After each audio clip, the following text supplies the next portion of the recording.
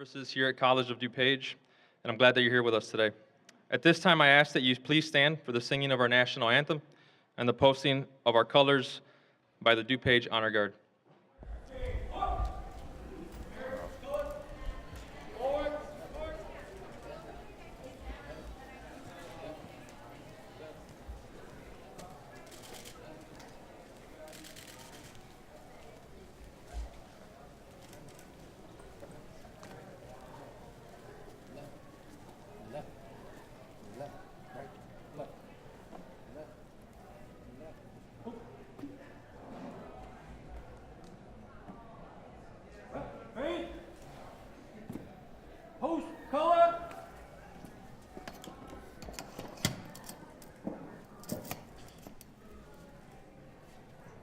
Present, halt!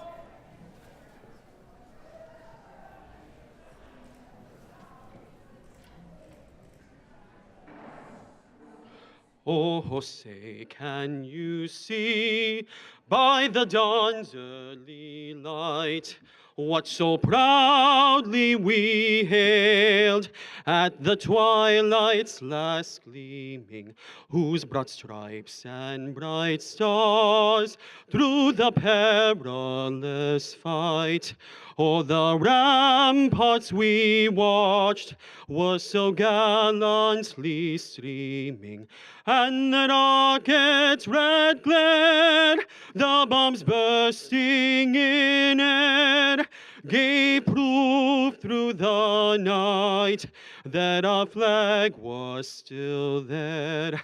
Oh, say, does that star-spangled banner yet wave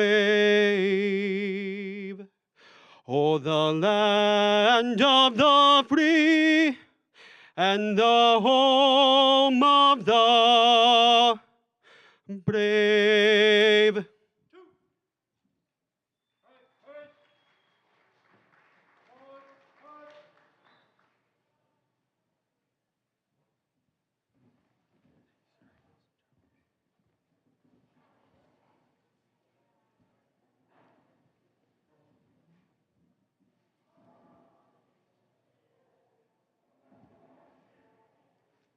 Thank you. Great job, everyone. You may be seated. Thank you.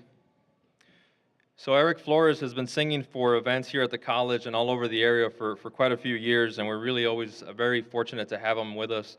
He does a great job, so thank you. The DuPage Honor Guard is made up of military veterans from around the district and from all branches of the military. Today we're also accompanied by the Great Lakes Naval Honor Guard, so you may have seen them interspersed within the color guard, our young men in Navy uniforms, so that's where they're from, Great Lakes.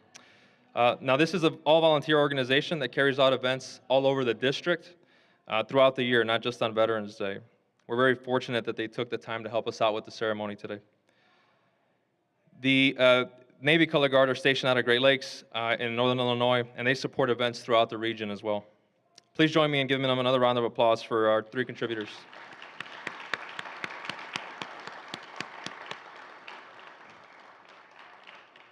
Before we bring up our keynote speaker, Dr. Brian Caputo, who is our current Vice President of Administration and Treasurer and retired Lieutenant Colonel, U.S. Army, I want to bring up our current President and retired Vice Admiral, United States Navy, Dr. Rondeau.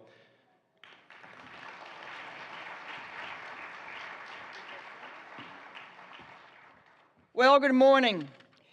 You know, this is the second year that I've done this, and I thought that maybe last year that you were here out of curiosity. And today, I recognize what I also realized last year. You're here because of your heart and your experience and your mind and your affection and your respect for our veterans. The College of DuPage for the last 50 years has had 25,000 veterans walk these halls. So for those of you who are veterans today, and for all of those who have come to honor our veterans, 25,000 veterans walked these halls in the last 50 years of College of DuPage. And the Illinois Student Assistance Commission reported that College of DuPage is the largest server of veterans in all of Northern Illinois. This is a great tradition for College of DuPage. and one about which I'm very proud.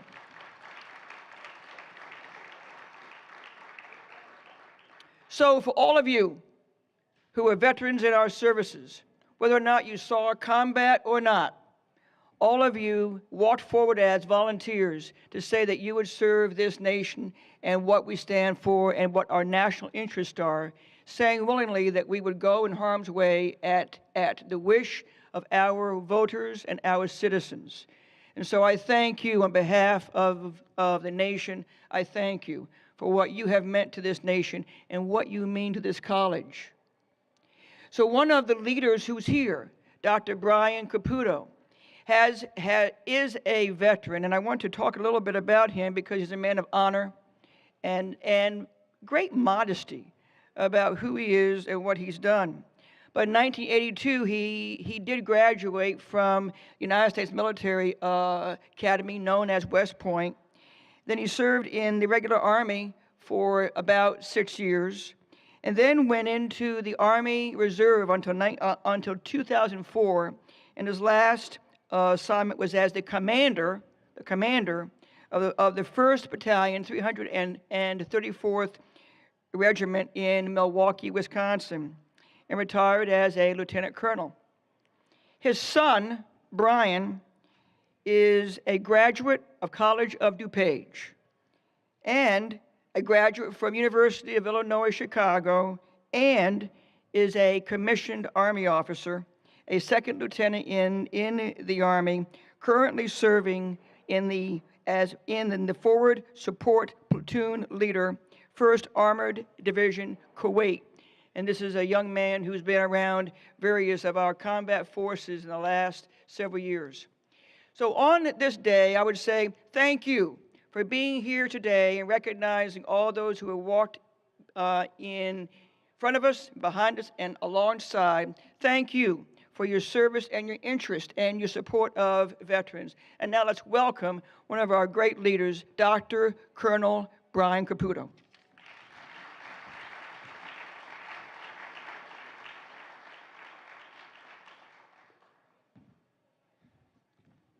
Just so you know, this is probably the first time in human history that a vice admiral has introduced a lieutenant colonel, but we'll go with it. I'm very pleased and honored that the Office of Veterans Services asked me to be here today to recognize our veterans. If you are a veteran of the audience, would you please stand up or raise your hand so that we can recognize you? Thank you very much.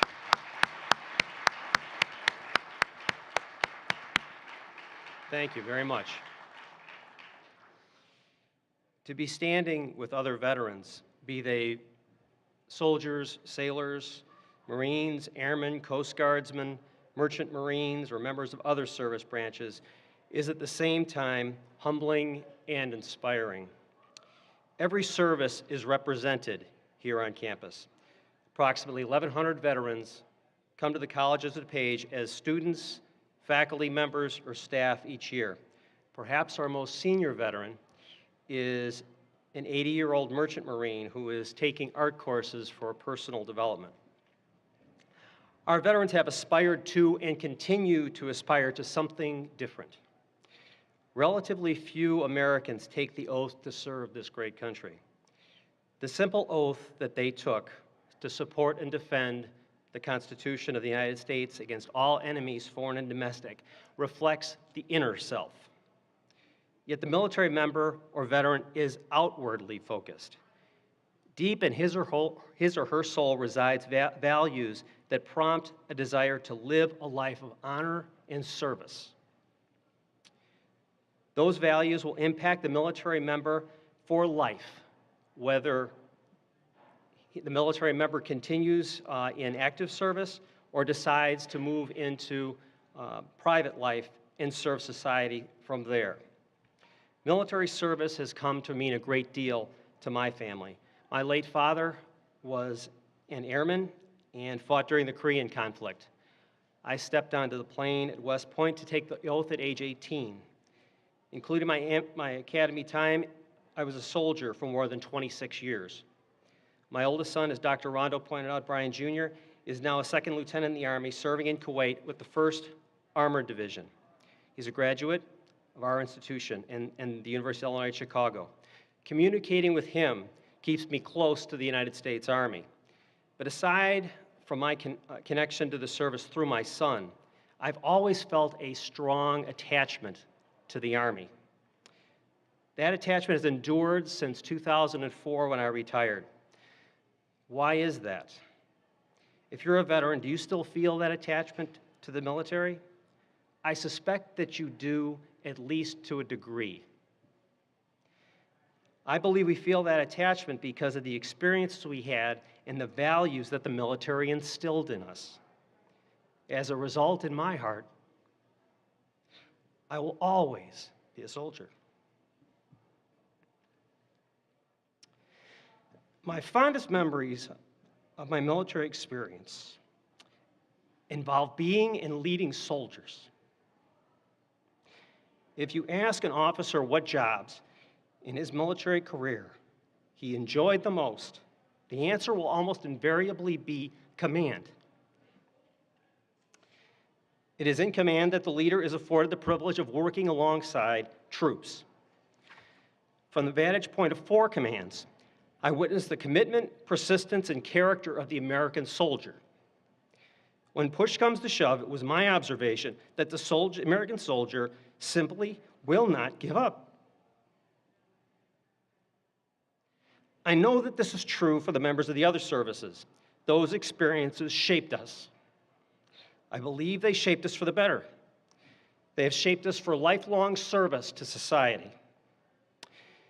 The Army exposes 7 core values. I believe that those values transcend the Army and pervade all military services. In fact, because statistics show that student veterans have higher grade point averages and higher graduation rates than many other student populations, it appears to me that our veterans are still living those values.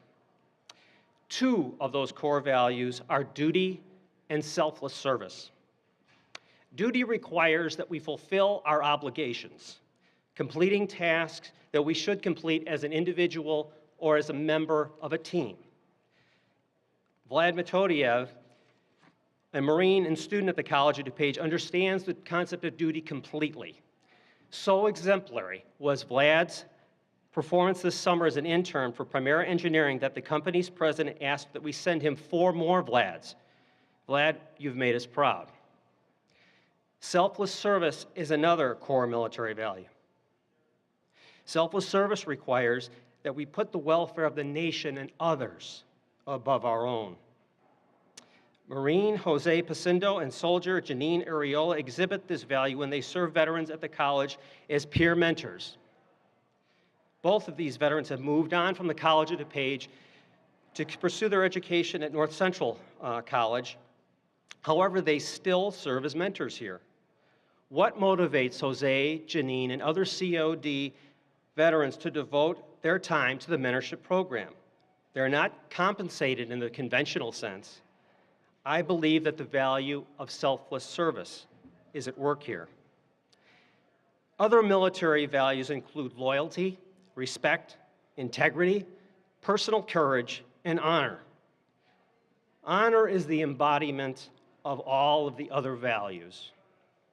As the Army says, honor is a matter of carrying out, acting, and living military values in everything that we do. If you're a veteran, our challenge is to consistently demonstrate all of these values. Society needs individuals who do. Indeed, if you are a veteran, you have a responsibility to exhibit military values. In encounters with others, it may not take long before the veteran is identified for his military service. In essence, the veteran is being watched. When others see the veteran, they may wonder what effect military service had on the individual. Does he fulfill his obligations? Does she treat people as they should be treated? Does he put the welfare of others above himself? Does she do what is right legally and morally, even when no one is watching? Does he face adversity with fortitude? Is she a loyal daughter, sister, spouse, work colleague, classmate, and friend. If the behavioral responses to these questions are the right ones, the veteran will continue to reflect credit upon his or her branch of military service. I trust that the lives of our College of DuPage veterans will reflect honor and they will represent the military well. Earlier this year, we dedicated our Homeland Security building to Staff Sergeant Robert J. Miller. I think that it is fitting that we recall the culmination of Sergeant Miller's service today. He was a DuPage County resident. He was a Special Forces soldier. He was serving a second tour of duty in Afghanistan in 2008 with the 3rd Special Forces Group at the time of his gallantry. Gallantry that earned Staff Sergeant Miller the Medal of Honor. While conducting a combat reconnaissance patrol through the Gordash Valley, Staff Sergeant Miller and his small element of U.S. and Afghan Army National soldiers engaged a force of 15 to 20 insurgents occupying prepared fighting positions. Staff Sergeant Miller initiated the assault by engaging the enemy positions with his vehicle's grenade launcher, while simultaneously providing detailed descriptions of enemy positions to command, enabling effective, accurate close air support. Following the engagement, Staff Sergeant Miller led a small squad forward to conduct a battle damage assessment. As the group neared a small, steep, narrow valley that the enemy had inhabited, a large, well-coordinated insurgent force initiated a near ambush, assaulting from elevated positions with ample cover. Staff Sergeant Miller's squad was exposed and totally vulnerable to enemy rocket-propelled grenades and automatic weapon fire. As the point man, Staff Sergeant Miller was at the front of the patrol, cut off from supporting elements and less than 20 meters from enemy forces. Nonetheless, with total disregard for his own safety, he called for his men to quickly move back to covered positions as he charged the enemy over exposed ground under overwhelming enemy fire in order to provide protective fire for his team. While maneuvering to engage the enemy, Staff Sergeant Miller was shot in his upper torso. Ignoring the wound, he continued to push the fight, moving forward to draw fire from over 100 fighters upon himself. He then again charged forward through an open area in order to allow his teammates to safely reach cover. After killing at least 10 insurgents, wounding dozens more, and repeatedly exposing himself to withering enemy fire while moving from position to position, Staff Sergeant Miller was mortally wounded. His extraordinary valor ultimately saved the lives of 7 members of his own team and 15 Afghan National Army soldiers. Did Staff Sergeant Miller exhibit the Army's core values? Loyalty, duty, respect, selfless service, integrity, personal courage, and honor. I do not believe that there is any question that Staff Sergeant Miller was the consummate soldier and epitomized the core values of the military. Few will ever be asked to give what Staff Sergeant Miller gave. However, it is the obligation of the veteran to continue to demonstrate the values that the military sought to instill in us. Today is a day to celebrate the service of our veterans. They are part of a lineage of Americans who chose to devote a share of their lives to answering the call. Whether they served in Afghanistan, Iraq, Vietnam, or on the seas or in some other corner of the globe, we sincerely thank them. Their choice has made America a safer place and protected our way of life. I cannot think of a greater contribution to society. I very much thank you for having had the opportunity to address you today.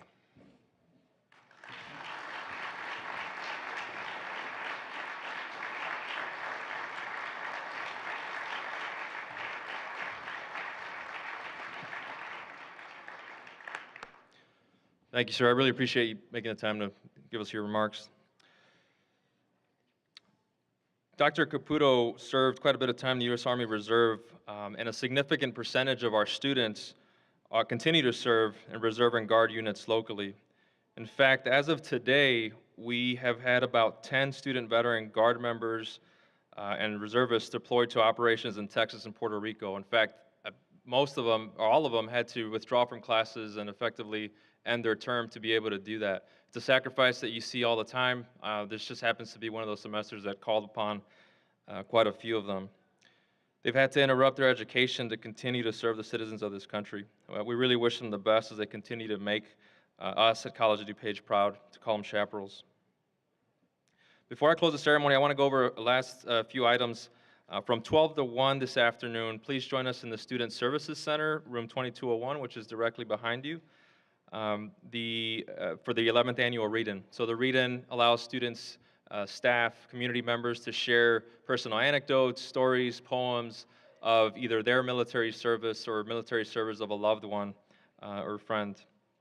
If you're a military veteran yourself, please join us in the Veterans Lounge upstairs by the service flags from 1 to 3, as we're treating you to a few refreshments and just good company with other vets. Now, people ask me all the time how they can help veterans, and there's certainly no shortage of ways. Certainly spending some time with a veteran or veteran organization, giving of yourself is probably the best way, and there's certainly no shortage of organizations across the district and across the state where you can do that. However, you know, we're busy people, and people maybe don't have all the time to be able to do that. So I'll give you an easy way to do it, all right, and that's financially. If you want to be able to help out veterans, it's a great way to do that here at the College of DuPage. So our College of DuPage Foundation has two ways you can show that support.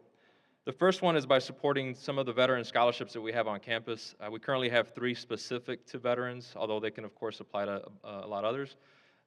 Those scholarships help students make up the gap between what maybe a veteran benefit may provide and what they still have to cover. Now, the misconception is that veterans have this education benefit that essentially allows them to go to school for free. That may be the case for some vets, but about half either have no education benefits or have an education benefit that's actually not very robust at all and may not even be enough to cover tuition for the semester. So if you can, if you have the opportunity to do so, please consider supporting those scholarships through the COD Foundation. Now, the second way is by supporting the Veteran Services Program Fund. That's also through the College of DuPage Foundation. So this is a general fund that allows us to help veterans by purchasing books, supplies, pay for proficiency testing if that's an option for them. Even something like we've had to do in the past, help a vet purchase a suit jacket to be able to go to an interview presentable and be able to acquire that job, which we know they're very much qualified for, but don't always have the means to make that happen themselves. Now, if you're interested in helping with either of these, by all means, you can follow through with the College of DuPage Foundation, or you can just come to our office and we'd be happy to direct you that way. Now, we do have representatives today in the back wall from the Veterans Assistance Commission here at DuPage County, as well as the Aurora Vet Center, the College of DuPage Student Veterans Association, which is essentially a group of student veterans here on campus, and also the College of DuPage Follett's Bookstore, which has a great selection of books related to military service. Finally, after closing today's ceremony here shortly, we have the opportunity to honor a few of our staff members. So College of DuPage functions very efficiently in part because of the dedication of our staff and faculty. And we have a small but proud group of faculty and staff, roughly 70 employees here at the college that either are still serving or have served. So what we're going to do after the ceremony is have them come up and we'll do a picture. It'll be after the ceremony, so you don't have to stick around if you're not participating, but I really would like for you to join me here up in front of the stage. And where is James Fisher? There he is. So he'll be kind of setting that up, so you'll follow that guy right there. So James is one of our new team members here with the department. He is also currently the Team Chief Observer Controller Trainer. Got that one through, James? With the U.S. Army Reserve at Fort Sheridan. Colonel Fisher will be completing his service this summer after 28 years of service, so please help me in giving him a round of applause for that.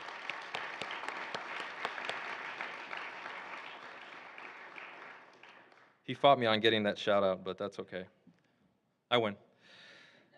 So at this point, this concludes our ceremony. Like I said, please join us. There's also some coffee refreshments here on the side you're welcome to. But please join us in the 2201 behind you for the 11th annual read-in.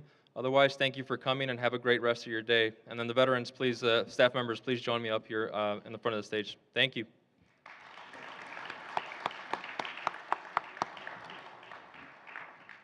Member of the English faculty at the college and a retired Army infantry officer. On behalf of the 1,000 or so diverse body of student veterans at the college, on behalf of Jose Alvarez and the COD Veterans Office, who worked tirelessly to process all those student veterans, and on behalf of Professor Bob Hazard, who helped arrange this event, I thank you for coming, and I welcome you to the 11th College of DuPage Veterans Day Read-In.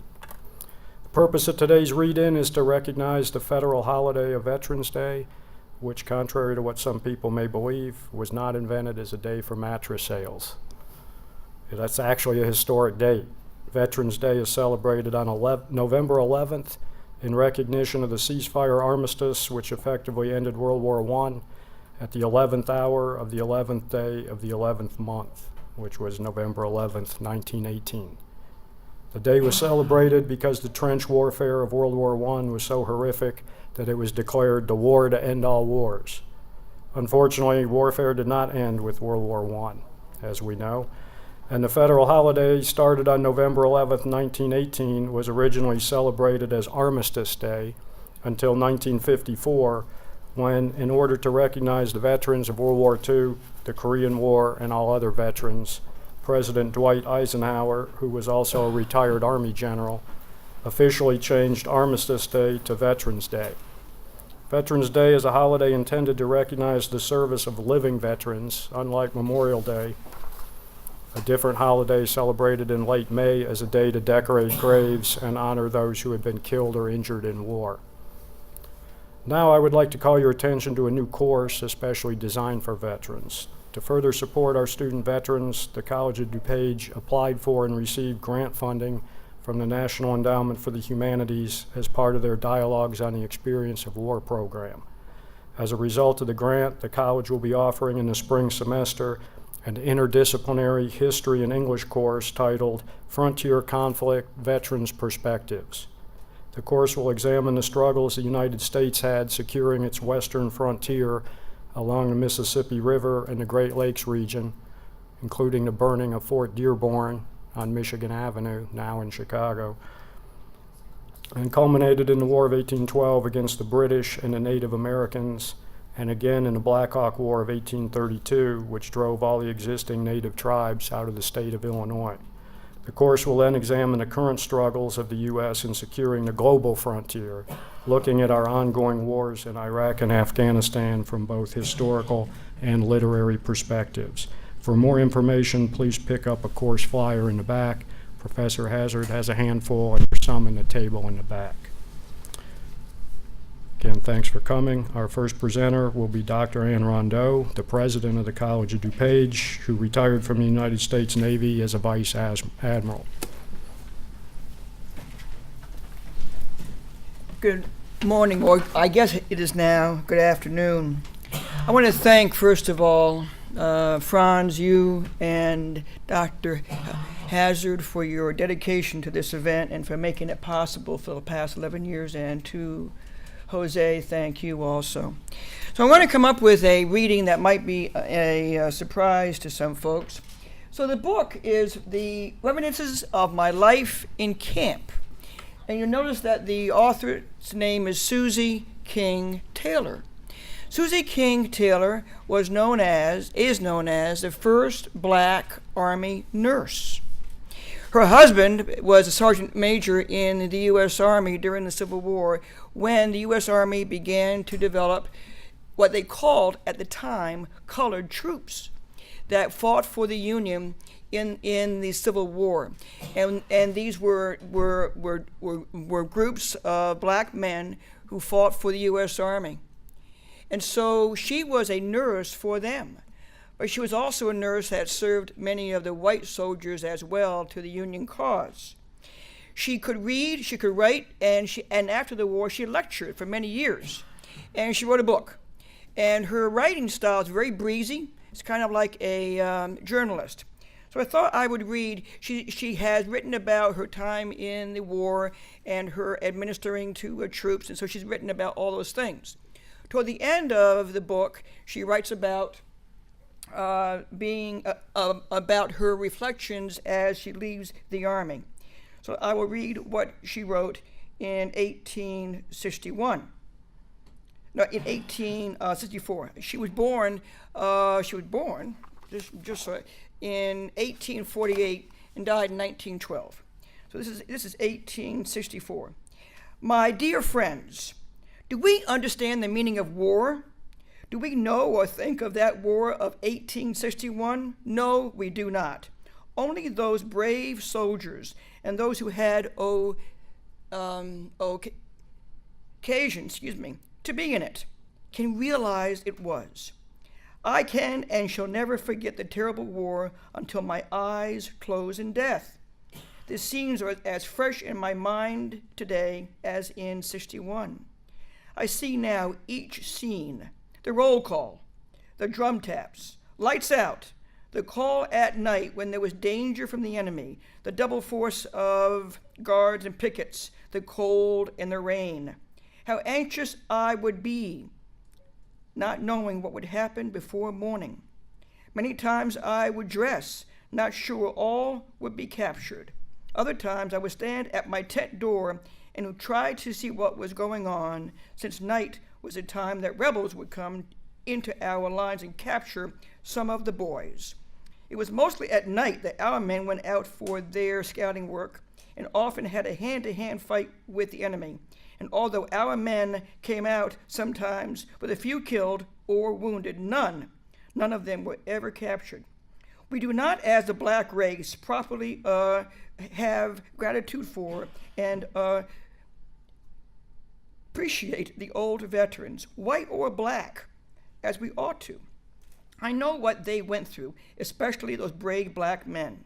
I've seen the terrors of that war. I was a wife of one of those brave men who did not get a penny for 18 months for their services, only their rations and clothing.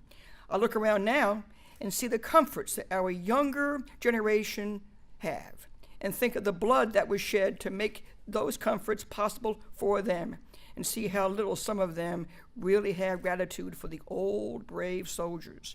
My heart burns within me at this want of appreciation. There are only a few of them left now, so let us all, as the ranks close, take a deeper interest in them.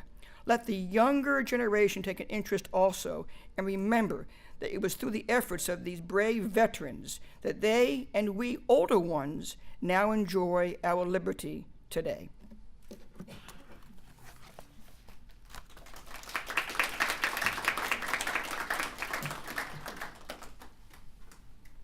Thank you, President Rondeau. Our next speaker will be Melissa Moritzen, member of the Political Science faculty at the college. So my reading is actually my family's story. I'm reading my own writing. My brother graduated from Glenbard North High School in 2002, right over here in Carroll Stream. When he wanted to enlist about a year after, it wasn't surprising because I have a family full of service members. He didn't really know what he wanted to do, so he had thought of that. What was surprising was that he had chosen the Navy. I have a family full of Marines, so if you're Marine Navy, you sort of understand a little bit of that rivalry. It did cause us to hold our breath a little bit because it was the year 2003, and we knew what this could possibly mean, a deployment to Iraq or Afghanistan. My brother stayed stateside for the first 2 years with the exception of a trip to Europe. He was in San Diego where he got to see the Blue Angels practice, which was pretty cool. And then he settled in Norfolk where he trained as aircrew to work on an MH-53E, which I have to ask him all the time, helicopters. This was what he really wanted to do. He's really good with his hands. He's really good at fixing stuff. So for him, it was a perfect placement. When he was in Norfolk, I was in grad school in D.C. at George Washington, actually studying U.S. foreign policy. So that was a little bit difficult. We were only a few hours away, so my brother would come to D.C. when he had time off, and we would do brother-sister things. Like I would make him work on my car. He would bring me glittery T-shirts, so typical stuff. But then when he graduated his training program, I got to pin his wings on him. So as a big sister, it was really nice to be able to do that for him. In the winter of 2004, he was deployed to Kuwait, which we were sort of prepared for. But we were extra nervous because we almost already lost him one time when he was 2 years old, he was diagnosed with acute lymphoblastic leukemia, which is a blood cancer.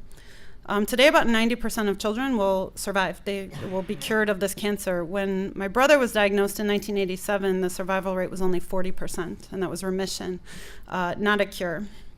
He had chemotherapy and radiation and eventually was cured. After a couple years, he was officially cured. So we're very lucky to have him, but very worried again, right, at the thought of losing him. If you are someone who has a sibling who's significantly younger than you, your relationship is a little bit different. I always looked at him more as one of mine, someone else who I helped to raise. It was also my chore to bathe him and put him to bed. Thankfully, he doesn't remember so much of what happened to him, right? He was 2, 3, 4 years old, but being 7.5 years younger than him, I remember a lot of it. The Army had contracted the Navy to bring troops from Kuwait into Iraq, from our bases into the battlefield. My brother describes the flights over as the most silent and solemn he's ever heard in his life, taking some of these soldiers were young, 18, 19, 20 years old, and to go with them and drop them off and to leave them for him, it was something. But what he chooses to remember most is when the soldiers were brought back. When the pilot would announce that they had crossed back over into Kuwaiti airspace, he said the cheering was louder than the engines, and they would be so excited that he would have to remind them to point their guns down, right, and not up at the top of the helicopter. My brother was discharged honorably shortly after his deployment. When he came back, as many veterans know, sometimes the skills that you learn in the service don't translate into the private sector. So he came here to COD and he took welding classes. And now he has a career, right, welding, and he's made a great life for himself. He has twin 5-year-olds that torture him the same way he tortured me when he was 5 years old.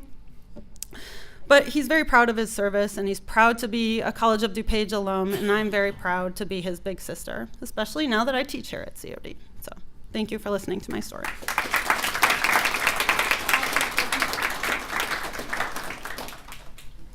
Which one's your brother?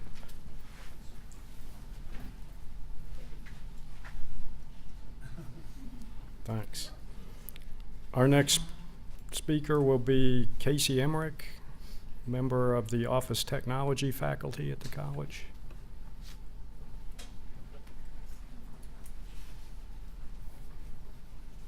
Good afternoon. I'd first like to thank Bob Hazard and Franz Bernier for graciously allowing me to share a World War II letter from my great uncle to my great grandmother and grandmother. I selected this particular letter as it is dated July 4th, Independence Day, 1944. My great uncle's plane was shot down later that year. Additionally, the love between family members and my great uncle's desire to be back together is clear in his own words in this letter. While today's freedoms and technologies allow us to communicate across continents, share our location in a few short clicks, and spend life's special moments with the ones that we love, simply telling someone you love happy birthday or sharing where you are stationed were not possible, as evident in this letter. July 4th, 1944. Hi folks, have you been getting all of my letters lately? All 2 or 3 of them? I don't have much to tell you other than I have been working a little bit harder the past few days than usual. The heat down here isn't as bad as I thought it would be. In fact, if you just sit and move around just when you have to, it's not too bad. I haven't had much chance to buy any souvenirs, but I'll do my best before I leave here. Oh yeah, I got you 2 or 3 pairs of silk stockings, size 8.5. I hope they will fit. You may have noticed that I said 2 or 3 twice. I later found out that that was actually code for the number of missions that he had been on when he used numbers twice. So 2 or 3. By that point, he had been on 2 or 3 missions. Today is the 4th of July and we had a big feed. I'm including the menu of our dinner. Oh wait, I can't send anything like that because it tells where I'm at. Hey Mom, tomorrow or a day after is your birthday. I'm afraid all I can say is happy birthday and I love you very much. I can't enclose any money and I can't get a money order. But I do miss you and I wish I was home so I could tell you so. I'll close for now, and as I have 5 more letters to write, and then I'll go to the shower. Take care of yourself, and don't work too hard. Love, Bob. Thank you to all of those who serve and continue to serve.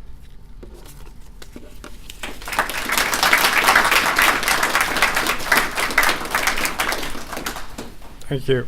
Our next speaker will be Rich Ryan, student veteran.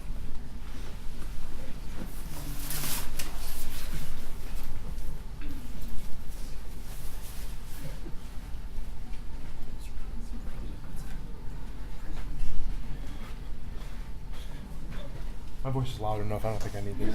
We do, because Oh, okay. Oh, okay. I don't want to be too loud then. Yeah, sound off. I just want to talk about as far experience that I have. I do carry a notebook with me, but unfortunately today I forgot to bring it. I was in the military for 8 years. I served as an Air Force medic. Deployed twice. And a certain deployment I want to talk about is the one to Afghanistan in 2010, 2011.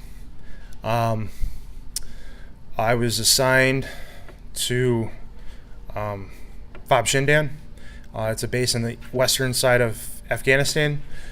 And I was attached with English forces that were there and Italian forces that were there.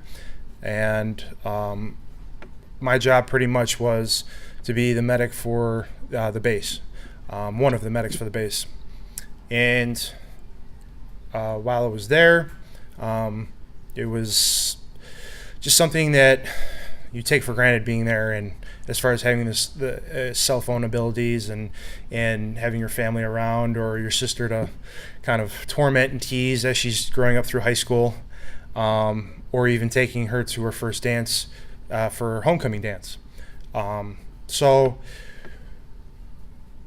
when you're there, it's an eye-opening experience because you literally have nothing. You have nothing but your brothers and sisters, and the camaraderie that you get is something that if you're only maybe let's say an athlete, you'll maybe understand, but it's something where you look into the next person's eyes and they look at yours, and you don't have to utter a word. You know that at any moment you would do anything for them, as well as the same with that person that you're looking at them.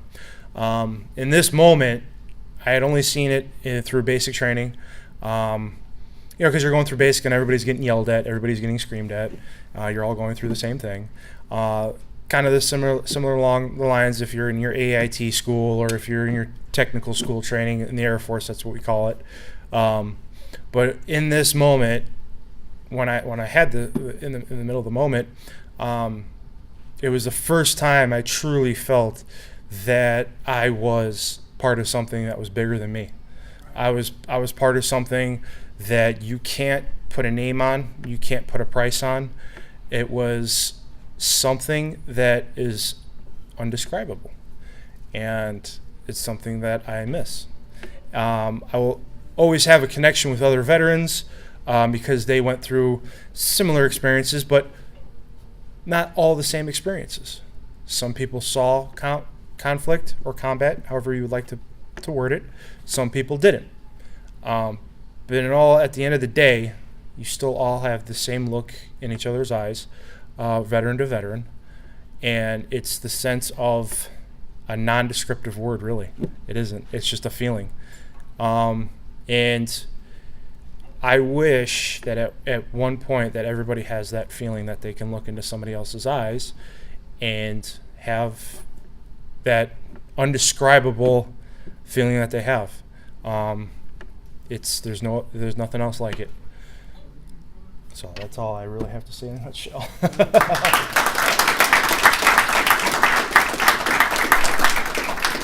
Yeah, that's enough. What more is there to say, right? Our next speaker will be Jim Bradley, member of the math faculty here at the college.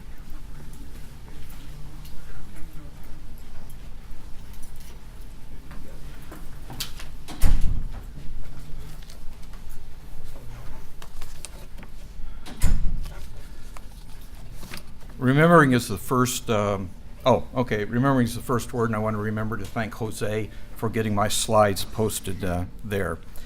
Tom Brokaw asserts that my parents' generation was the greatest generation any society has ever produced. I'm going to paraphrase some of his eloquent prose. A set of America's citizens, heroes, and heroines who came of age during the Great Depression and the Second World War and went on to build modern America. This generation was united not only by a common purpose, but also by common values: duty, honor, economy, courage, service, love of family and country, and above all, responsibility for oneself. They came home to joyous and short-lived celebrations and immediately began the task of rebuilding their lives and the world they wanted. They married in record numbers and gave birth to another distinctive generation, the baby boomers. A grateful nation made it possible for more of them to attend college than any society had ever educated anywhere. They gave the world new science, literature, art, industry, and economic strength unparalleled in the long curve of history. This generation is largely unsung because, in a deep sense, they didn't think that what they were doing was that special because everybody was doing it. And I'll, I can do it. Oh, can you do it? Yeah. I will. Just cue me up. Yeah, let's do it. My namesake father was a second-generation American with roots in Ireland. Pat, as he was called, was raised on an Indiana farm, the youngest of 7 children. He served in the U.S. Army in Korea, leaving home a boy and returning a man. Dad toyed with the idea of using his GI Bill to become a veterinarian, but decided to get married and raise farm animals instead of medicating them. Dad never talked about the war with us. He was too busy, rising pre-dawn to do farming and chores, prior to his day job as a journeyman welder. When his shift was over, he returned to those he loved and the life he loved, working the farm until darkness overcame him and he prepared to sleep. He was a man of faith, leading rosaries in the evening and anointing us with holy water as we went to bed. He was gentle but physical. A vivid memory of a come-from-behind, full-body tackle of an errant, galloping, 325-pound hog that would have made an NFL cornerback proud speaks to his speed, strength, and courage. Let's advance the slide, please. In full partnership with my mother, he made my sister, brother, and me feel safe and loved. We never wanted for anything important. They saw that we were able to pursue our dreams, often at the expense of their own. This debt is readily acknowledged, but cannot be repaid. And I tell my mother this every time I call her. My father died in a farming accident, rests in a family plot in Montgomery, Indiana, but lives on in the hearts of all who knew him. Okay, let's advance. We did? Good. Time does not allow me to speak of all my mentors from this generation. My uncle Giggs spent 20 years doing and teaching electronics in the Navy and shared X-rated memory devices for trig identities with me. And my mother hated that he taught me that. Nor will I tell you about my Uncle Bud, who served in the Army and brought a fellow soldier home on leave to court and marry his sister. Okay. My wife's father was made in America, a first-generation American with immediate roots in Poland. Floyd and his, I'm standing in front of that, aren't I? I'm going to see if I can be loud enough. You got the video on. Oh, okay. Okay. Floyd and his father built the Indiana farmhouse in which the family lived. His parents sold produce at the village market and later owned and operated a local pub. Floyd was a proud winner of numerous ROTC marksmanship medals in high school and served in the U.S. Army in the European theater during World War II. He left a boy and returned a man. In the aftermath of the Battle of the Bulge, he was captured and became a prisoner of war. He received a Purple Heart for his wounds. Floyd did not speak much about it, but I learned later that this 200-plus pound man weighed 85 pounds when he was liberated from the POW camp. He was thankful because many of his fellow POWs did not come home alive. The GI Bill paid for technical training in an emerging field of the day, television. This TV repairman met my future mother-in-law during a TV repair house visit. Okay, and that is my soulmate sitting on the lap. In full partnership, Floyd and Martha worked, saved, and eventually opened their own sales and service shop called Courtesy TV before Best Buys, Amazon, and others ruled this market.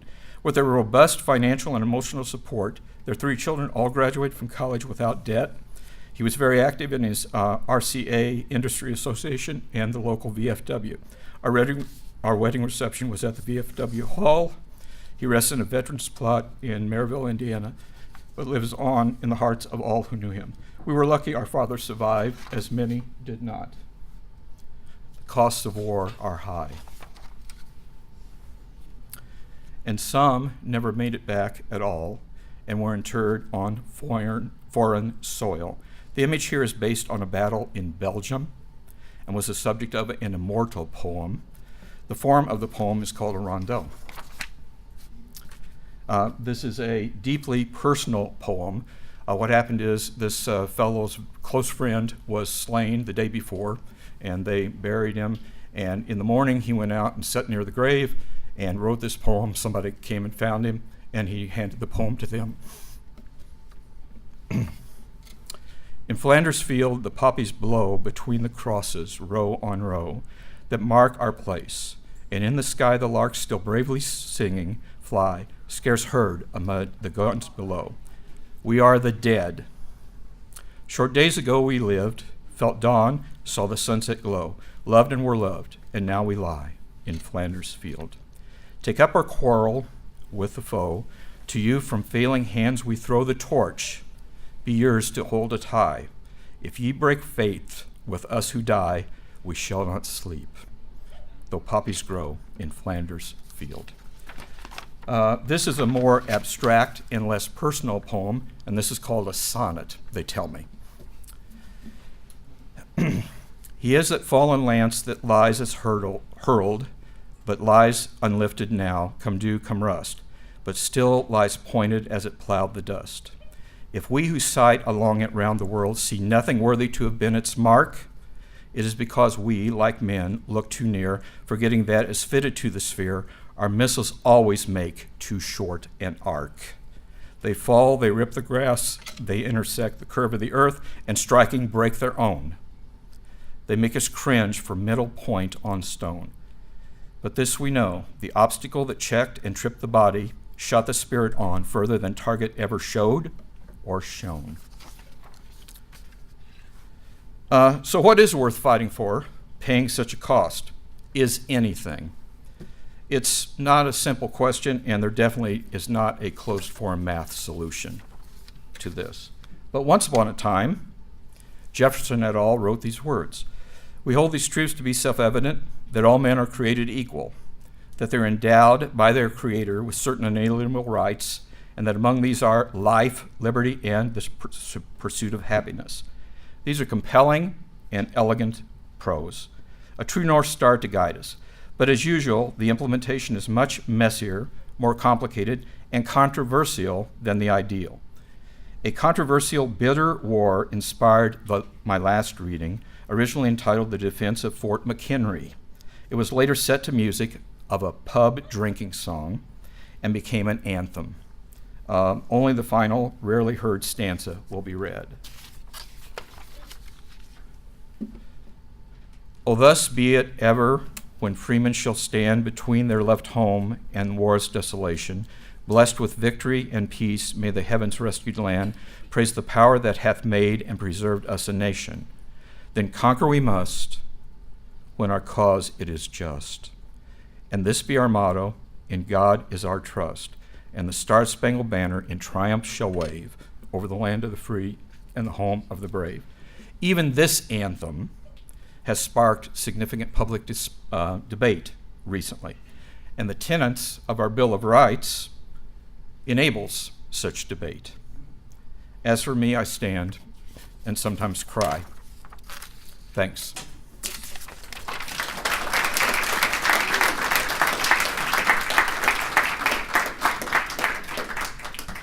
Thanks, Jim. Our next speaker will be Angela Nakovic, a member of the classified staff here at the college.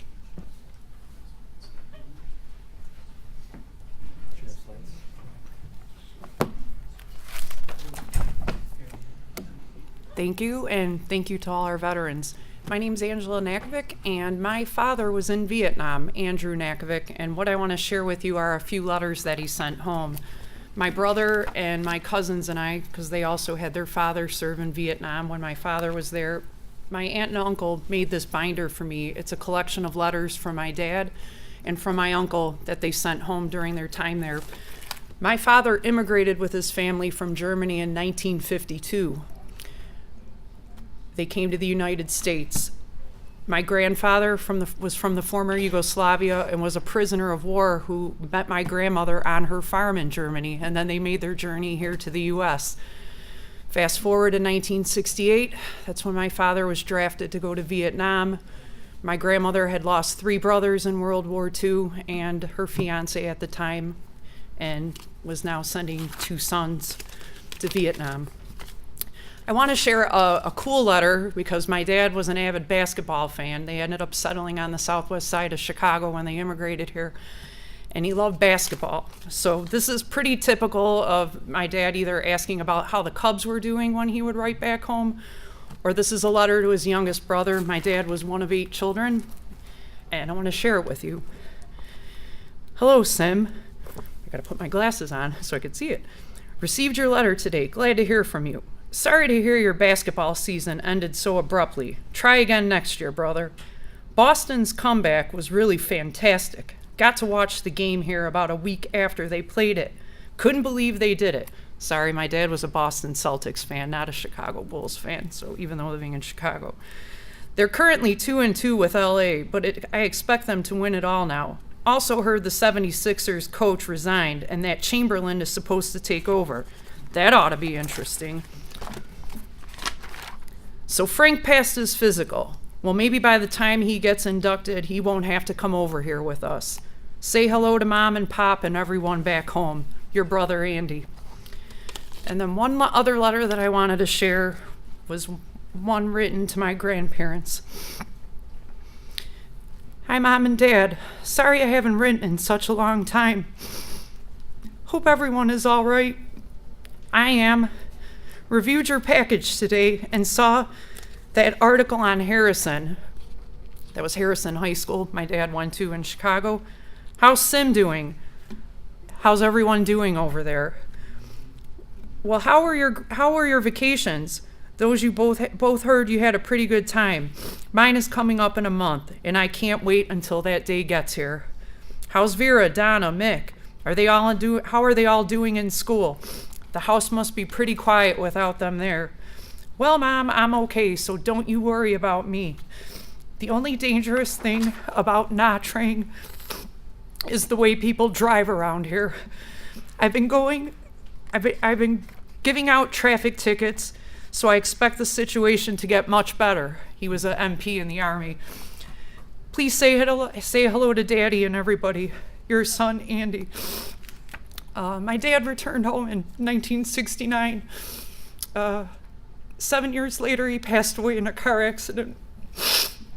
My brother's name is also Andy, and Andy got phone calls about my dad's reunion with his Army buddies. He was in the 272nd Division. They called themselves the Deuces, military police.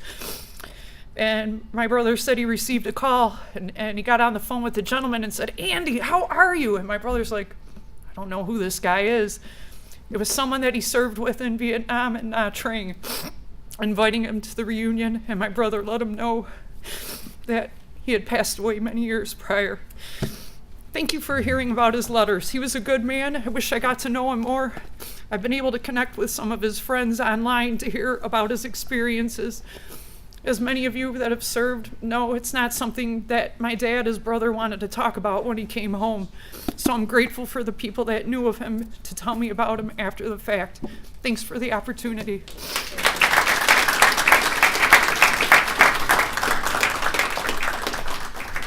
Thank you. Our next reader will be Jason Ertz, a member of the Faculty of Library Services and a veteran of the U.S. Marine Corps.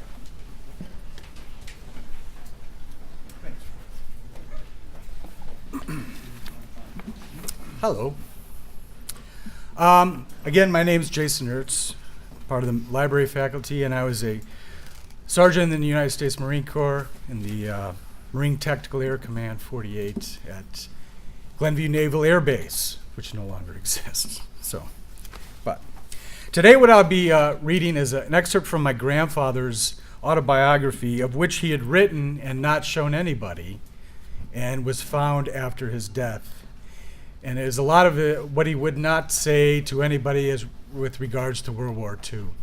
My grandfather was a captain of B-24 bomber over Europe, and he spent a career in the United States Air Force, ending as a full colonel in the Air Force, starting in the Army Air Force first, of course. So this is kind of an excerpt of his various missions and kind of the feelings that he had from July 16th, 1944, which was his first mission, to January 5th, 1945, which was his 30th. They did, in fact, do 30 flying bombing missions, and then they were released from war duty. So this is kind of an excerpt of what they went on. And here we are. After a couple of days, we proceeded to the 704th Bomb Squadron, 446th Bomb Group, 20th Bomb Wing, located in Bungee. We had finally arrived, and this is when he had gotten to Europe. While all this was going on, while he was traveling to Europe, he says, on D-Day, while all this was going on, D-Day had occurred, and the fighting was fierce in Normandy. We had missed the big push, but we were going to be on the follow-up to it. After we all got settled into our Nissen huts at Bungee, things moved quickly. I was given a couple of local transition rides to get the feel of the heavier combat airplane and to get acquainted with the various nav aids and landing assists that were available. In the meantime, my crew members were being briefed by other crew members on just how things were done in the 446th. The following Sunday, I went on my first combat mission with Lieutenant Schaefer and his crew. This was part of the routine where the aircraft commander flew as a co-pilot with another experienced crew on his first mission. Then, when his crew had their first ride, they knew their pilot was an old, experienced hand by one mission. Right? Surprising that one mission accomplishes.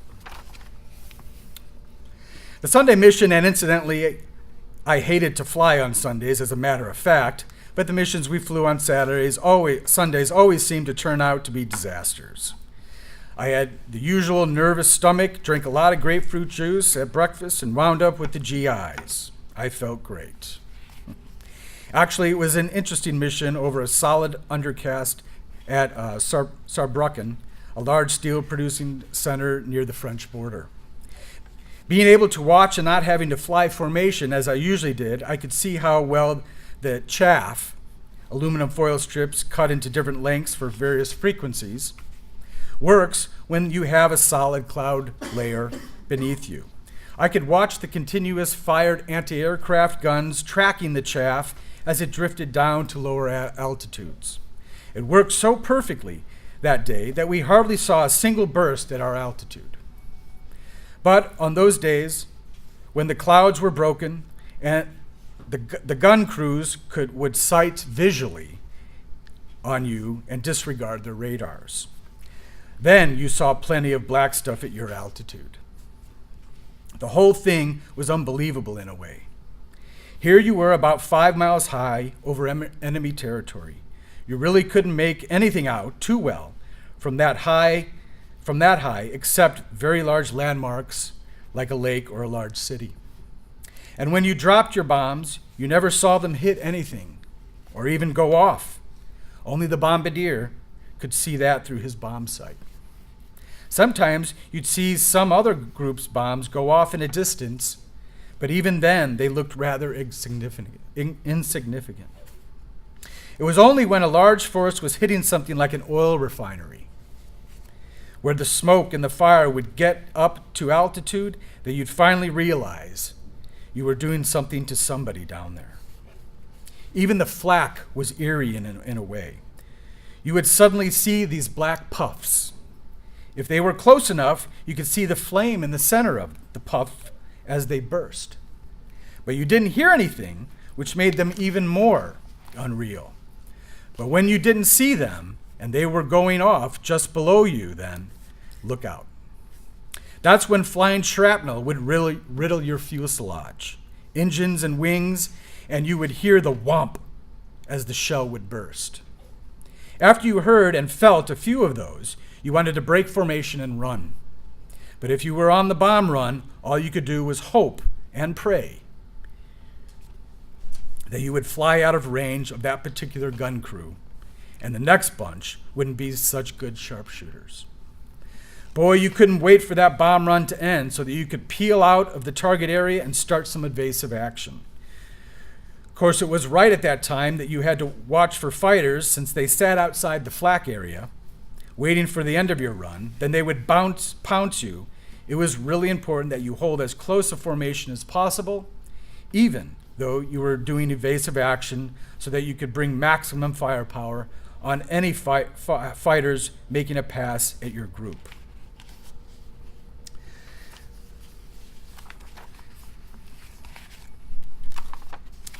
Then late in 1944, I learned that we were only going to use for wing and air division leads, so that our mission would drag out even longer. Not so hot for morale. Everyone we had come over with had either completed their missions and gone home, or unluckily had gone down. Came the day when I had 29 missions and the crew had 28. I had to stand down and let Captain Soper fly my crew on their 29th mission. Needless to say, I had mixed emotions about that one. On the one hand, I worried about them making it okay, and on the other hand, when they got back, I wished I had gone on it too, so I wouldn't have to fly anymore. And my grandfather loved airplanes. Well, at least as the lead crew, we only had to fly 30 missions, because our old buddies all wound up flying 35 in the wing positions. And a few went down between their 30th and 35th missions. And as luck would have it, on our 30th mission, we had an engine shot up bad and a number of holes in the fuselage that made believers of us once more. I had felt so happy to get that plane and crew back to Bungee that I didn't even buzz the strip. Colonel Jack P. Clowry, United States Air Force. Thank you.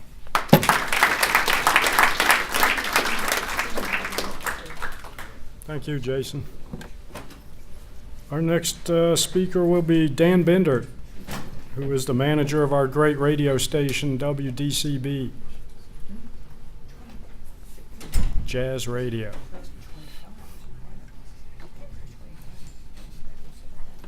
Thanks.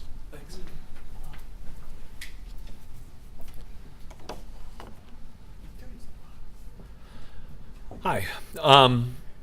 I'd like to speak about my great uncle, who is named William Beck. He was in the U.S. Army Air Corps Air Transport Command from November of 1942 to September of 1946.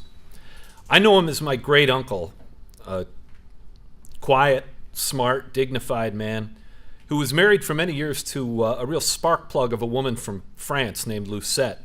She died at least 10 or 15 years ago, and until just about a month ago, my great uncle insisted on living independently in his own home. He's still mentally very sharp right up to today, but after some health issues finally forced his hand, he recently moved into an assisted living facility. He is now 102 years old. Everyone in my family has some awareness of the fact that my uncle was a pilot during World War II, but for all the decades since, during all the family gatherings that we ever had over the years, often at Thanksgiving, which is just coming up and kind of makes me think of him, my great uncle himself kept, like many veterans, very quiet about his experiences, so we all simply respected his desire for privacy. And he just recently began opening up, now at the age of 102, to a family member a bit about his experiences, and I'm hoping to learn some of those when I go home for Thanksgiving this year. I know that he flew as a pilot. He was not a fighter pilot. He was more of what you would call a transport pilot, I guess. Flew to South America, Central Africa, Iran, India, and China during the war. And he was stationed in Casablanca from the movies, in Morocco, and in Cairo, Egypt as well after the war. And I hope to learn more about him in the future. I honestly don't know everything that he did or didn't do during the war, but I do know a few basics, and I know what operation he was a part of during the war, and that was flying the hump. So like many veterans, he was an ordinary person who answered the call to serve and performed extraordinary deeds as part of a massive operation, so much bigger than any one person. So I'd like to read a piece about what flying the hump was. For anybody who's maybe my age or younger and isn't a student of the war, you might not have heard of it, and it's pretty interesting. So I thought I would read this to you. This is an edited piece of work that came out in a publication called Air Force Magazine about 10 years ago by a writer named John T. Correll. It's called Over the Hump to China.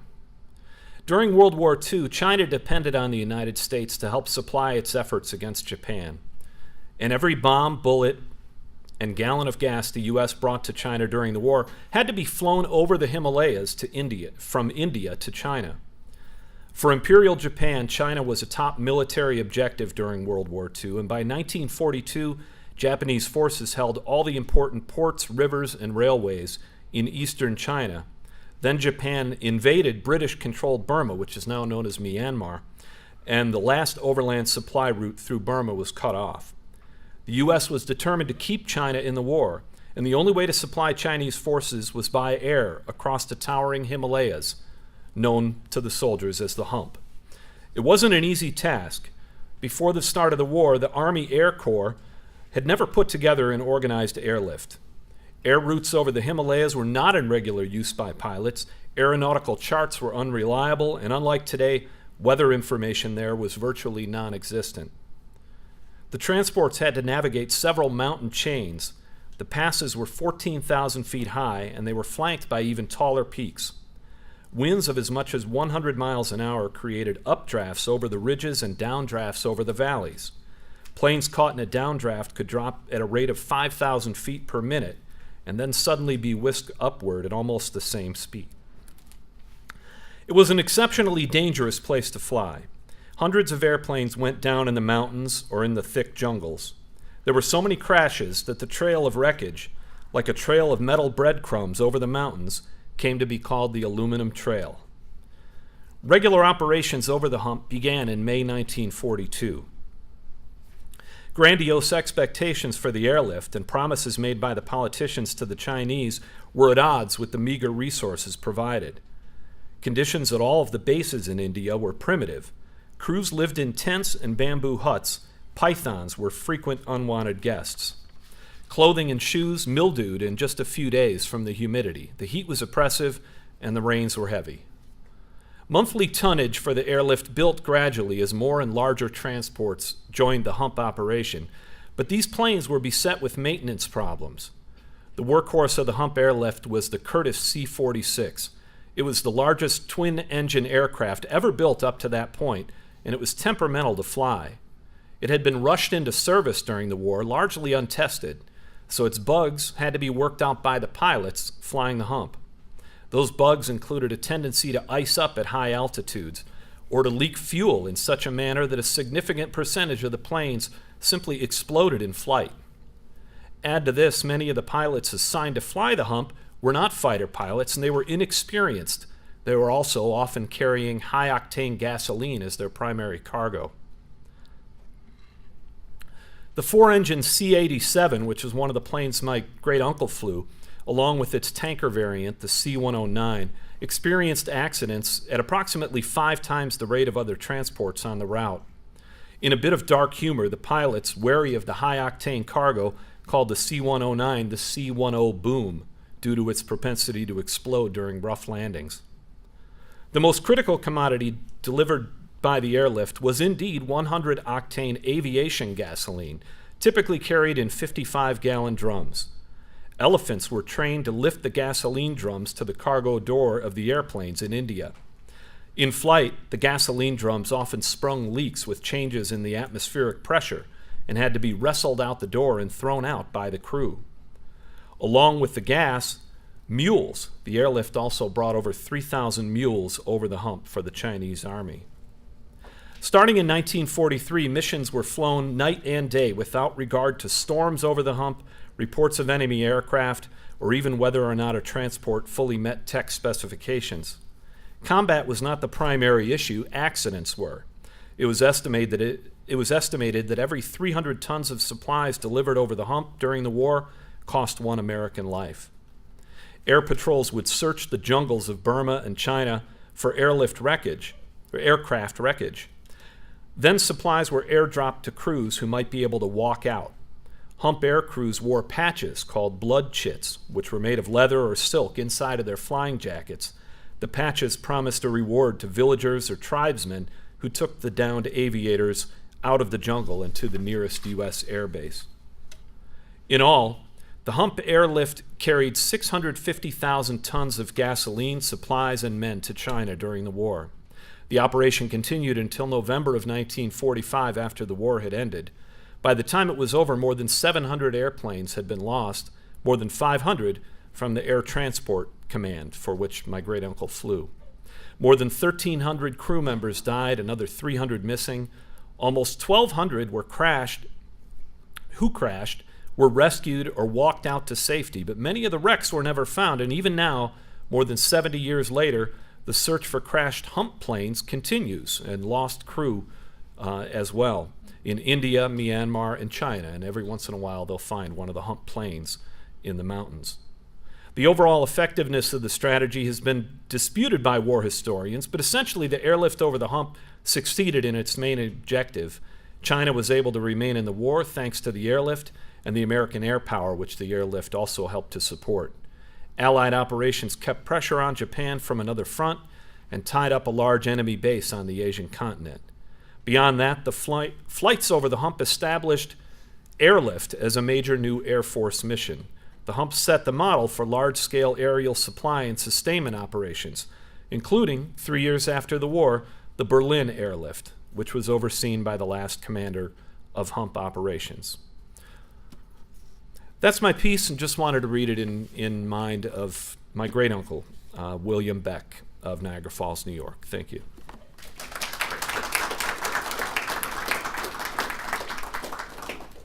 Thank you. I should read it again on the radio.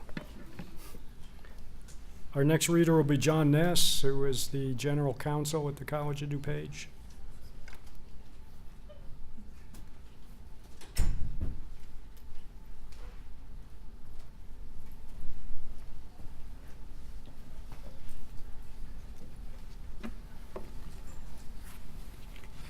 Good afternoon. My reading today is from the book To Hell and Back, the autobiography of Audie Murphy.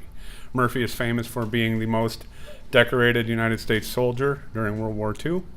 The son of a Texas sharecropper, Murphy joined the Army at the age of 17.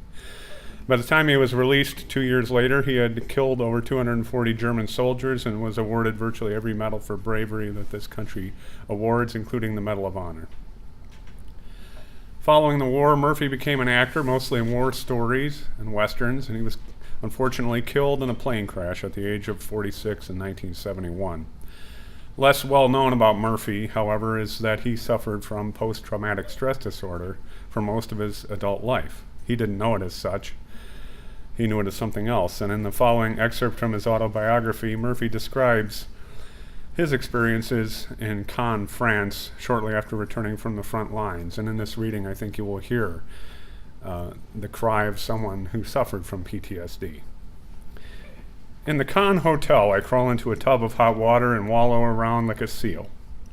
Knotted muscles snap loose, and my eyes droop. Hey there, you want to drown yourself? My roommate, the restless lieutenant from the train, pauses in the middle of his shaving. If you want to drown yourself, do it with champagne. I didn't know a body could get so tired. I'm out on my feet too, but a few snorts will fix that up. Yeah? I'm going to take this town apart. You want to come along? No, I'm going to hit the sack. Well, get out of the tub, bub. We've got a couple of beds with sheets and everything, you know. Murphy says, I'll see you later.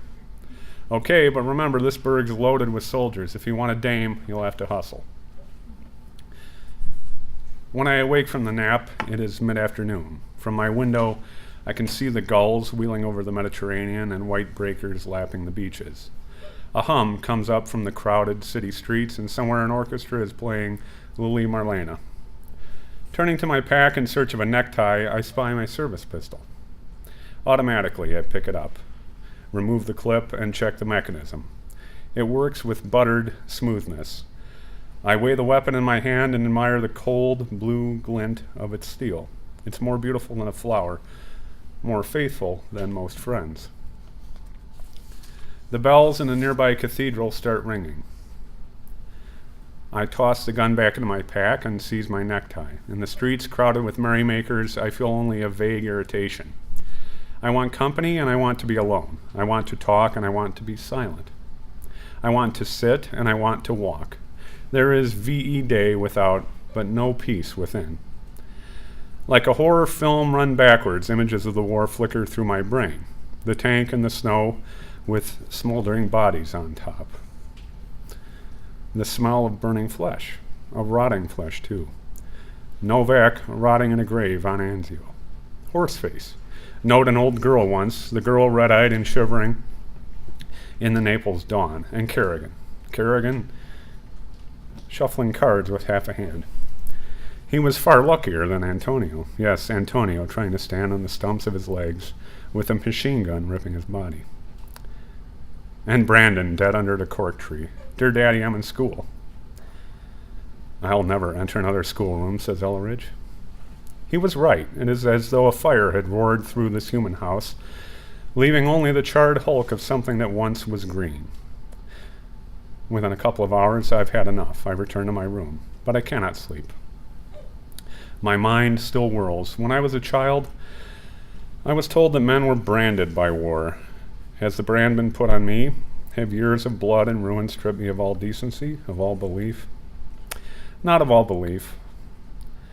I believe in the force of a hand grenade, the power of artillery, the accuracy of a Garand. I believe in hitting before you get hit, and that dead men do not look noble. But I also believe in men like Brandon and Novak and Swope and Kerrigan and all the men who stood up against the enemy, taking their beatings without whimper, and their triumphs without boasting. The men who went and would go again to hell and back to preserve what our country thinks right and decent. My country, America. That's it. We have been so intent on death that we have forgotten life, and now suddenly life faces us. I swear to myself that I will measure up to it. I may be branded by war, but I will not be defeated by it. Gradually it becomes clear. I will go back. I will find the kind of girl of whom I once dreamed. I will learn to look at life through uncynical eyes, to have faith, to know love. I will learn to work in peace as in war. And finally, like countless others, I will learn to live again.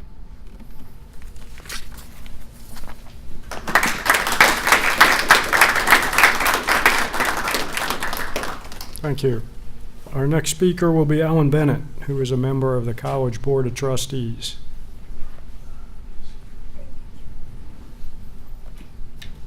I think I got to reinforce the philosophy that was in that last reading from Audie Murphy, a great quote. Take your beatings without whimper and your triumphs without boasting. Good line by Audie Murphy, who would, as the book says, been to hell and back. Thank you. Good afternoon, everyone. My name is Alan Bennett. I'm a member of the Board of Trustees, and I'm up here to honor my late uncle, Calvin Cook, who was a member of the United States Marine Corps and fought through the entire Pacific campaign during World War II. Today I'm going to be sharing with you probably one of the most famous addresses in American history, that of Abraham Lincoln's address at Gettysburg.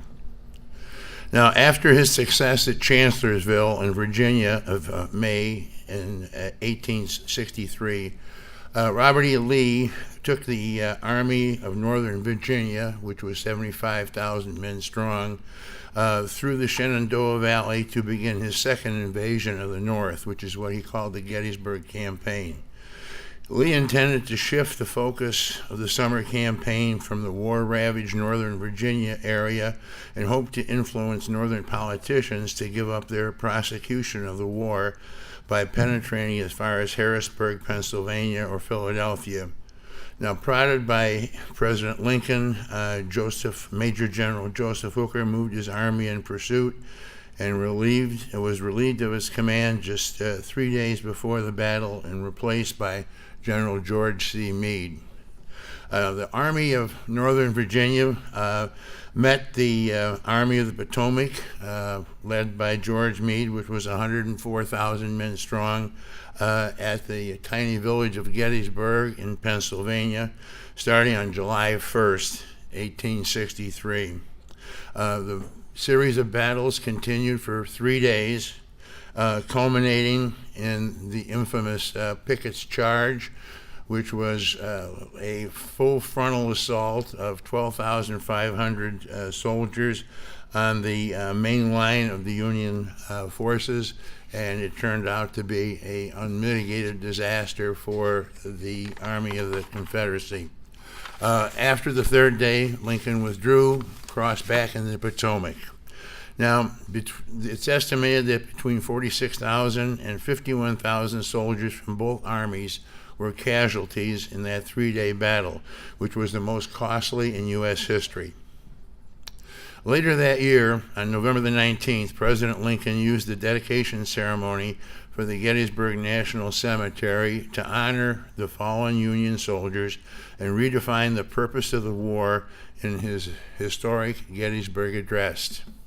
Now, the irony of this ceremony was that Lincoln was not the featured speaker. The featured speaker was Senator Edward Everett from Massachusetts. Senator Everett spoke for 2 hours on that particular day.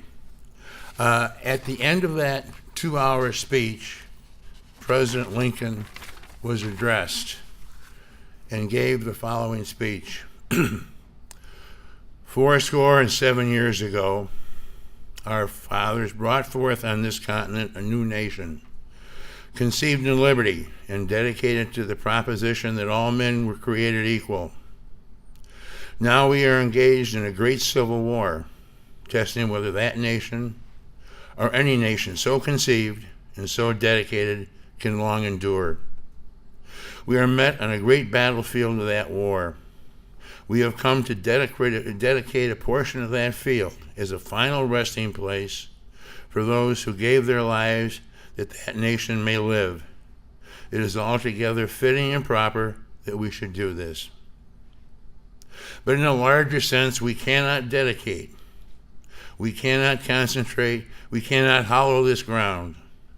The brave men, living and dead, who struggled here have consecrated it, far above our poor power to add or detract. The world will little note nor long remember what we say here, nor can it never forget what we did here. It is for us the living, rather to be dedicated here to the unfinished work which they who fought here have thus far so nobly advanced. It is rather for us to be here dedicated to the great task remaining before us, that for these honored dead we take increased devotion to that cause for which they gave the last full measure of devotion. That we here highly resolve that these dead shall not have died in vain. That this nation, under God, shall have a new birth of freedom, and that the government of the people, by the people, and for the people shall not perish from the earth. Now, this was probably one of the most famous addresses in American history. This carefully crafted address was secondary, of course, to the 2-hour speech by Senator Everett. Lincoln reiterated the principles of human equality espoused by the Declaration of Independence and proclaimed the Civil War as a struggle for the preservation of the Union, surrendered by the secession crisis with a new birth of freedom that would bring true equality to all of its citizens. Lincoln also redefined the Civil War as a struggle not just for the Union, but for the principle of human equality. Thank you.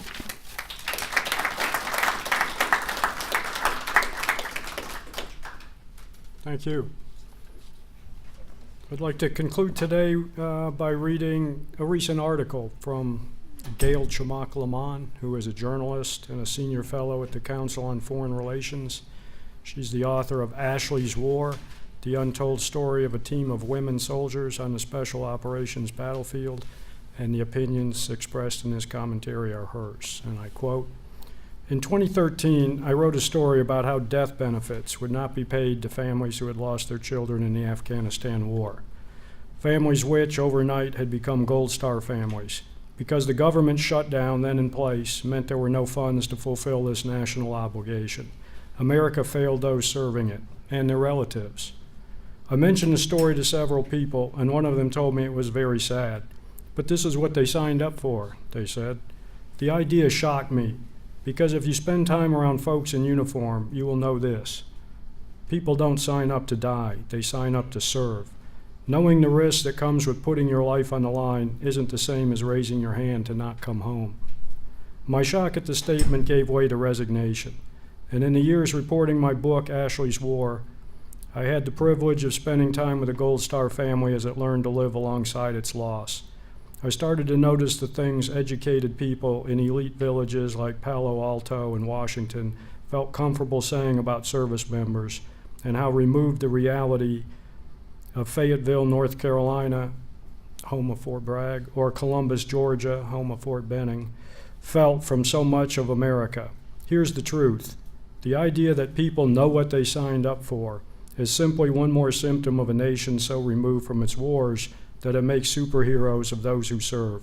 That is easier than the reality of knowing that it is a real-life, three-dimensional people who take on the risk of putting on a uniform. If we make them superhuman, free from fear, willing to die for all of us, elevated on a distant pedestal, we can forget that they have wives, they have husbands, they are moms and dads, and that they intended to come home from harm's way just as we would if we answered the country's call to serve. If we make them other, if we imagine them as unlike us, it makes it easier for us to bear the depth of loss that would accompany their death in the event such a tragedy occurs. Their families were prepared for it, we tell ourselves. Their families knew it could happen, that it was a risk, we say. But no family is prepared for it. No Gold Star family feels braced for the enormity of the suffering that comes with a child, a parent, a husband, a wife who doesn't come home. Every birthday, every anniversary, every Memorial Day, every Parents' Day at school, all those absences, no one signs up for that. And no family is ready for the savage relentlessness of the suffering it brings. One more awful truth. Right now, the pain these families feel is deeply personal. It is localized. Their loved ones may have given their lives for this country, but we don't feel their absence, their loss as a nation. Much of the time, we don't even notice the news announcing their death. In fact, many of us don't know anyone serving in uniform. It all feels far removed from our day-to-day lives. That is, until their personal loss collides with our national politics. And then people who hadn't thought about Gold Star families in some time, if ever, all of a sudden become committed to the cause. But service is not about proving a point. It's not about politics or partisanship. It's about purpose and patriotism. America, if we want to do something for Gold Star families, how about we begin by remembering them? And not simply when political points can be gained, but on the lonely days, the holidays, the anniversaries, when the quiet and the absences can overwhelm families working to survive their loss. We could honor these sacrifices by being a country that works to understand what people are risking in its name. A nation that knows that service is greater than any one person and above anyone's politics. Thank you for coming. Have a happy Veterans Day.